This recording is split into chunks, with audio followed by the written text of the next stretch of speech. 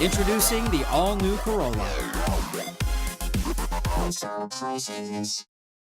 We do not dispute that the day was April 3rd, that it all happened in Guam, or that there was a death of another human being. These parts are not disputed. Morcilla, a court probation officer, began that day by dropping his 14-year-old son off at Notre Dame, and then intending to take his 2-year-old daughter Amanda to daycare.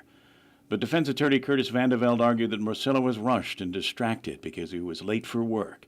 Amanda fell asleep in the back, and he drove straight to court and went inside to work, forgetting his daughter was still in the back seat of the pickup. If they don't prove awareness that he knew he was leaving his daughter in the car, they don't meet the standard of the mental state required.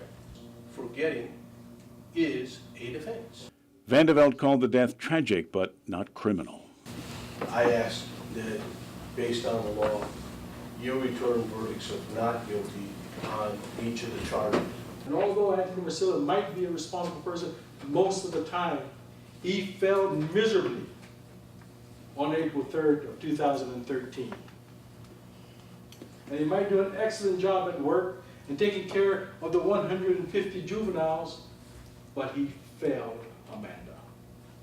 Chief Prosecutor Basil O'Malley countered that it was up to the jury to decide whether or not it was reasonable for a parent to forget their child in the back of a vehicle. The standard is reasonable person, not him.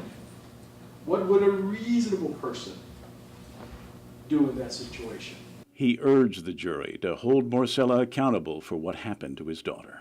And yes, people forget things, and people lose their keys, and they lose all kinds of things. But you don't lose your child.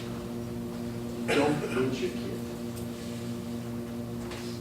And you're not entitled to forget your kid in the car. Kevin Kerrigan, PNC News.